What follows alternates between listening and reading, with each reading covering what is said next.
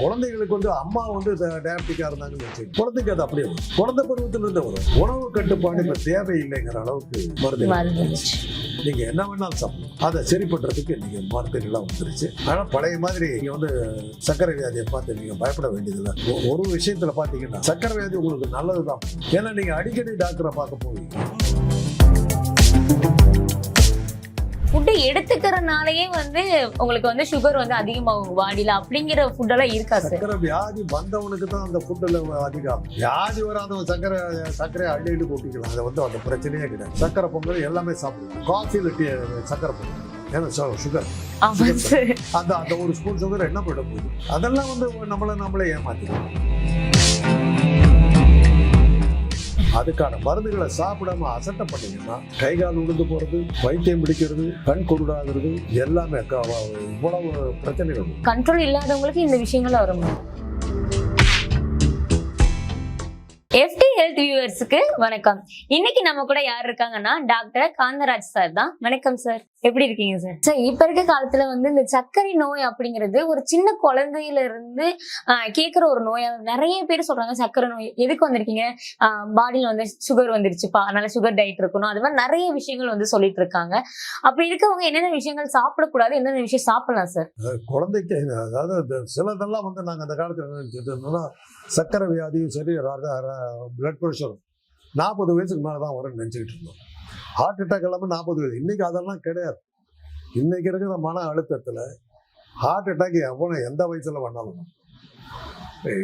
நான் கல்லூரியில படிக்கும் போது என்னுடைய கிளாஸ்மேட் கதிரேசன் 22 வயசு, 21 வயசு, செகண்ட் இயர் படிக்கிறோம். செஸ்ட் பெயின் மருத்துவக் கல்லூரியில் படிச்சுட்டு இருக்கோம், மதுரையில் கிளாஸ். செஸ்ட் பெயின் அசிடிட்டியா இருக்குன்னு சொல்லிட்டு போய் ஹாஸ்பிட்டல் கூட்டு போயிட்டாங்க. ஹாஸ்பிட்டலுக்கு கூட்டிட்டு போனா அவங்களும் சாதாரணமா இந்த வயசுல எப்படி இருக்குன்னு சொல்லிட்டு இதை பண்ணிட்டு இருக்கும்போது அங்கிருந்து ஒரு அசிஸ்டன்ட் இருக்கு, சார் சிம்டம்ஸ் ரொம்ப ஒரு மாதிரி இருக்கு சார் சொல்லிட்டு ECG எடுத்தா ஹார்ட் அட்டாக், இறந்து போயிட்டான். Youngest heart attack patient record 19 வயசு வருது ஹார்ட் அட்டாக்ல இறந்து. அப்பதான் தெரிஞ்சது heart attack can come at any age. Age is not a factor. வயசை வச்சுக்கிட்டு நீங்க வந்து இது வராதுங்கிறதுலாம் இந்த காலத்துல சொல்லவே கூடாது. இன்னைக்கு இருக்குமான அழுத்தத்துல என்ன வேணாலும். அதனால குழந்தைகளுக்கு வந்து அம்மா வந்து டயபெட்டிக்கா இருந்தாங்கன்னு வச்சுக்கோங்க, குழந்தைக்கு அது அப்படியே வரும். குழந்தை பருவத்துல இருந்து வரும். டயபெட்டிக் பேபின்னு பேர், தலையெல்லாம் பெருசா இருக்கும்.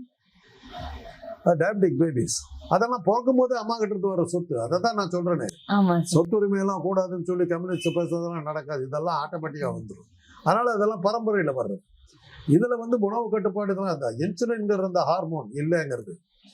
ஆனா இன்னைக்கு வந்து சிந்தட்டிக் இன்சுலின் நிறைய வந்துருச்சு. வந்து நம்ம ஊசி மூலமா போட்டுக்கிறோம்.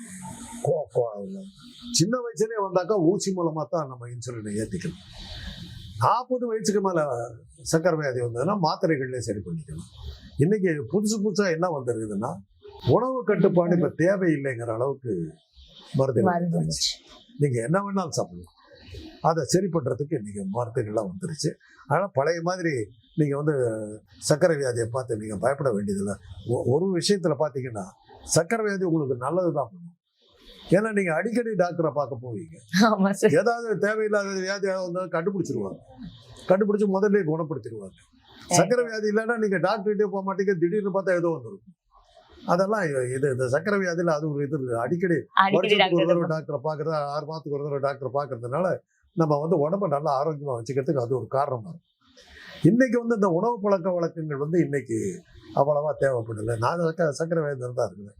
நான் உணவு பழக்க வழக்கங்கள் கடைபிடிக்கிறதுல அதெல்லாம் பற்றி எண்ணெயெல்லாம் எடுத்துக்கூடாது. அந்த மாத்திரைகள் கொடுத்துட்டாங்க, நீ என்ன வேணாலும் சாப்பிட்டுட்டாங்க.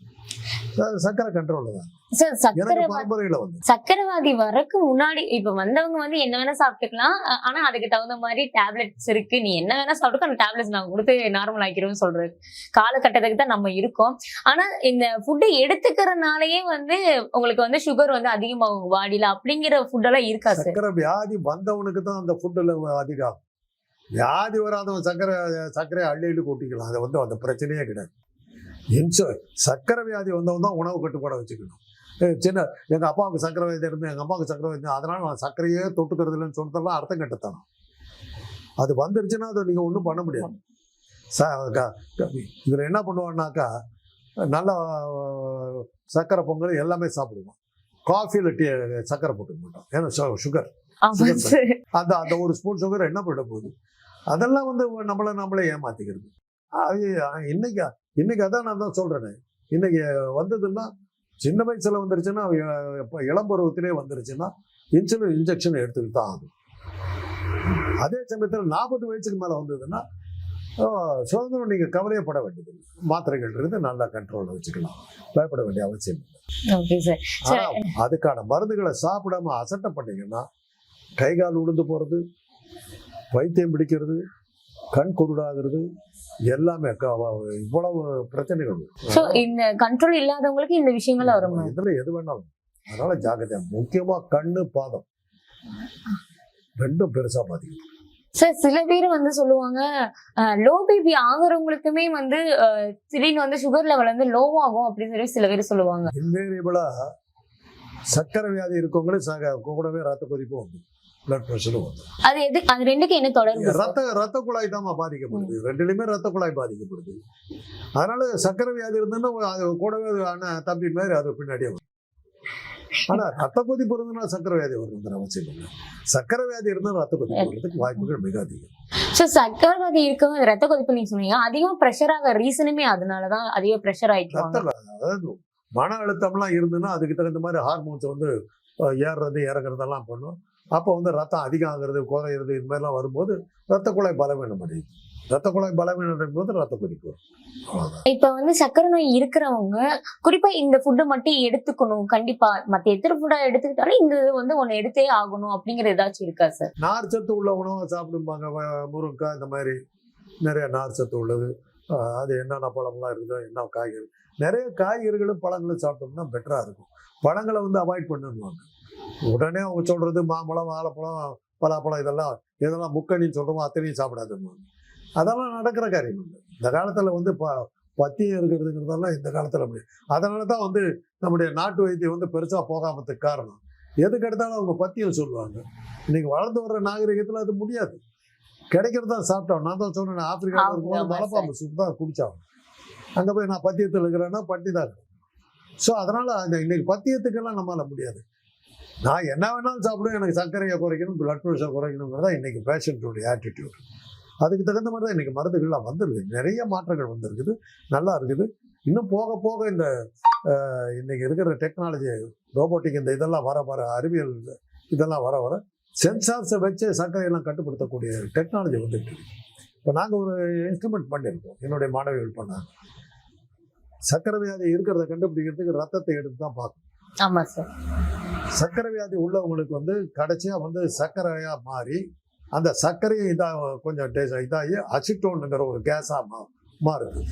அந்த அசிட்டோன் கேஸ் வந்து விடுற மூச்சு காத்துல வெளியில வரும். அந்த அசிட்டோன் வந்து இவ்வளோ ஒரு லிட்டர் தான் இருக்கணும்னு வச்சுங்க. அது அதிகம் ஆச்சுன்னா சர்க்கரையா இருக்கலாம். சர்க்கரை வியாதியில அசிட்டோன் ஜாஸ்தி ஆகும். அப்போ விடுற மூச்சு காத்துல அசிட்டோன் அதிகமாக இருக்கும். இது ஒரு கான்செப்ட். இதை வச்சுக்கிட்டு நீங்க வந்து குடிச்சிருக்கானா இல்லையாங்கிறத பாக்குறதுக்கு அந்த குடி போதில ஊதுன்னுவாங்க. அத ஏன்னா அந்த பிராந்தியோ விஸ்கி அந்த அந்த போதை பொருள் அந்த சாராயம் ஆவியா வருது. அதை ஊதன உடனே அவங்க கண்டுபிடிக்கிறாங்க. அது மாதிரி ஒரு சிப்பை வச்சு அசிட்டோன் வரதை கண்டுபிடிச்சா குளுக்கோஸை கண்டுபிடிக்க முடியுமா அப்படின்னு ஒரு என்னுடைய மாணவி நான்சி ஃபசிலத்து 2 பேர் சேர்ந்து பண்ணாங்க. அதை சென்சார் பண்ணாங்க, சக்சஸ் ஆயிடுச்சு. அதை நாங்கள் ஊதுனா சுகர் எந்த அளவுக்கு இருக்குதுங்கிறத ஒரு அளவுக்கே காட்டிடுது. ரொம்ப ஹையா இருக்குது லோவா இருக்குதுங்கிறதையும் காட்டுது. சுகர் இருக்குதுங்கிறத எஸ்டாப்ளிஷ் பண்ணும். எங்கள் கல்லூரியில் இருக்கிற 1000 பேத்துக்கு அதை செக் பண்ணோம். கரெக்டாக கண்டுபிடிச்சிருச்சு. இன்டர்நேஷனல் எக்ஸிபிஷனில் வச்சு அவார்டு வாங்கிட்டோம். இன்னைக்கு அதுக்காக வந்து எங்களுக்கு இதெல்லாம் பண்ணியிருக்காங்க, அந்த அவார்டெல்லாம் கொடுத்து கவர்மெண்ட்டில் காசெல்லாம் கொடுத்துருக்காங்க. அதை டெவலப் பண்ண சொல்லி பிளான் பண்ணிட்டு. அது மாதிரி சக்கரை வியாதிகள் பல பேர் இது ரத்தத்தை எடுக்காமே மூச்சு குத்துற பிசினஸே கிடையாது. ஒவ்வொரு நாளும் நீங்க வந்து சுகர் எவ்வளவு இருக்குதுங்கிறதுக்கு நீங்க வந்து அந்த இதை செக் பண்ணணும். அந்த இல்லாட்டி அந்த அக்குச்செக்குன்னு சொல்லி அந்த பிளட்டை எடுத்து எடுத்து பாப்பாரு. நீங்க வச்சு பார்க்கணும். அதுக்கு விரலை குத்தணும். அந்த பிரச்சனையே இல்லை. ஒவ்வொன்றும் இருக்கா இல்லையா, மிகப்பெரிய கண்டுபிடிப்பு அது. அது மாதிரி நிறைய வந்துகிட்டு இருக்கு. இப்ப நாங்களே இது மாதிரி பண்ணிருக்கோம்னா வேற எங்கேயா யாராவது பண்ணிருக்கோம். ஆமா சார். ஆனா பேட்டன்ட்டுக்கு அப்ளை பண்ணிருக்கோம், இன்னும் கிடைக்கல. சுகர் இருக்கிறவங்களுக்கு கண்டுபிடிக்கிறதுக்கு சரி, அது ஃபுட்டு டேப்லெட் எல்லாமே இருக்கு. அது நார்மல் ஆகிறதுக்கு. சுகர் லோ ஆகிறவங்களுக்கு பாடி கண்டிஷன் எந்த மாதிரி சேஞ்சஸ் காட்டும் சார்? ஹை சுகர் எவ்வளவு ஆபத்தோ அதற்கு ஈக்குவலான ஆபத்து லோ சுகர், ஹைப்போகிளைசிமியான்னு பேரு. தடார்னு மயக்கடிச்சு விழுந்துருவாங்க. கைகாலாம் வட வட வட வட வட ஃபிட்ஸ் வந்த மாதிரி இருக்கும். மாறு பட பட பட பட நடிக்கும். உடனடியாக சக்கரை கொடுக்கணும். அதனாலதான் சக்கரை வியாதியஸ்தர்கள் ஒருவேளை அளவுக்கு அதிகமான மாத்திரையை சாப்பிட்டு சக்கரை திடீர்னு குறைஞ்சதுன்னா சாக்லேட் வச்சுக்கணும். நான் மாட்டிருக்கேன், 2-3 தடவை மாட்டிருக்கேன் சார். அது எனக்கும் இருக்கு. அதனால டவுட். ஆமா சார். எப்பவுமே பாக்கெட்ல நம்ம சக்கரை வச்சுக்கிட்டே இருக்கும். சார் இப்ப வந்து என்ன காரணம்னா, ரொம்ப நார்மலா இருக்கும். நம்ம நார்மல் ஃபுட்டு ஹெல்த்தான ஃபுட் எல்லாம் எடுத்துட்டு இருந்தாலும் அது கம்மியாக ரீசன் என்னன்னே தெரியாம இருக்கு சார். ஆனா டாக்டர் கிட்ட போகும்போது சுகர் லெவல் நார்மலா இருக்குமா உனக்கு அப்படின்னு தான் சொல்றாங்க. ஆனா அந்த சமயத்துல நம்மளுக்கு சுகர் லோவாயி நம்ம மயக்கம் போடும் போது சுகர் கம்மி ஆயிடுச்சு, அதனால மயக்கம் போட்டாங்க. ஓவரா ஒர்க் பண்ணிருப்பீங்க. நீங்க சாப்பிட்ட சாப்பாடு குறைஞ்சிருக்கோம். நீங்க காலையில சரியா சாப்பிட்டு இருக்க மாட்டீங்க, அவசரத்துல போயிருப்பீங்க. உங்க ஒர்க் லோடுக்கு தகுந்த மாதிரி உங்களுக்கு கலோரி கிடைக்கல, சுகர் நீங்க மாத்திரை வேற சாப்பிட்டுருக்கீங்க, எல்லாம் சேர்த்துக்கு இறக்கி விட்ட உடனே தான் சக்கரை மூளைக்கு சக்கரை போறது குறைஞ்சதுன்னா உடனே பிரெயின் குறைக்க ஆரம்பிக்கும். அதில் தான் அன்கான்சியஸ் வருது. அதனுடைய விளைவு தான் ஹார்ட் படப்படன்னு அடிக்கிறது, எல்லா ரியாக்ஷன் வரும். அது உடனே நீங்க வந்து சர்க்கரையை கொடுத்தீங்கன்னா கண்ட்ரோல் ஆகிடும். ஸோ இந்த லோ ஆகிறவங்களுக்கு, இப்போ ஹை ஆகிறவங்களுக்கு நிறைய விஷயங்கள் வந்து பாடி கன்சர்ன், அவங்களுக்கு டயர்ட் ஆகுறது, ஒரு அடிபட்டாலுமே அவங்களுக்கு வந்து அந்த காயம் சரியாகிறதுக்கு லேட் ஆகும். அது மாதிரி நிறைய வந்து அந்த ஹை ஆகிறவங்களுக்கு சொல்லுவோம். இந்த லோ ஆகிறவங்களுக்கு வந்துட்டு ஒரு 3 hours 4 hours கூட அவங்க கண்ணு முழிக்காத அளவுக்கு கான்சியஸே இல்லாம ஆகிறதுக்கு ஆயிடுறாங்க. அந்த மாதிரி சுச்சுவேஷன்ல ஹாஸ்பிட்டலைஸ் பண்ணி ட்ரிப் ஏற்றும். அந்த மாதிரி சூழ்நிலை இல்லாதவங்க என்னன்னு சார் ஆவாங்க? இப்ப 4 hours 3 hours மேல இருக்கவங்க விதி விட்ட வழின்னு தான் சொல்லுவோம், வேற என்ன சொல்லுவோம். ஆனா கண்டிப்பா லோ ஆனா டாக்டர் கிட்ட கன்சல்ட் பண்ணணும். உடனே நீங்க வந்து சுகர் கேக்குற எடுத்து சாப்பிட்டுட்டு ஃபர்ஸ்ட் எய்ட் பண்ணிக்கிட்டு உடனே டாக்டர் கிட்ட போயிட்டீங்கன்னா பெட்டர். இப்ப வந்து இன்னொரு கொஸ்டின் என்ன கேளுங்க, சுகர் டயட் இருக்கிறது நல்லதா கெட்டது? அது டயட் இருக்கிறது நல்லதுதாம்மா. சாப்பிடுன்னு சொன்னதுனால உடனே இஷ்டத்துக்கு அள்ளி சாப்பிடக்கூடாது. கண்ட்ரோல்ல வச்சுக்கிறது எப்பவுமே நல்லது, அவ்வளவுதான். மாத்திரைகள் இருக்குது, மாத்திரைக்கு குணப்படுத்துங்கிறது வேற விஷயம். அதே சமயத்துல நீங்க உணவு கட்டுப்பாடை வச்சுக்கிறதுல என்ன தப்பு இருக்குது? வேண்டாத ஒதுக்குங்களேன், என்னத்துக்கு? ஒரு சுகர் டயட்டுங்கிறது, சுகர் ஒரு பாடிக்கு எவ்வளவு கண்டிஷன் வேணும் அப்படிங்கறத தெளிவா சொல்லிருக்கீங்க. ரொம்ப நன்றி.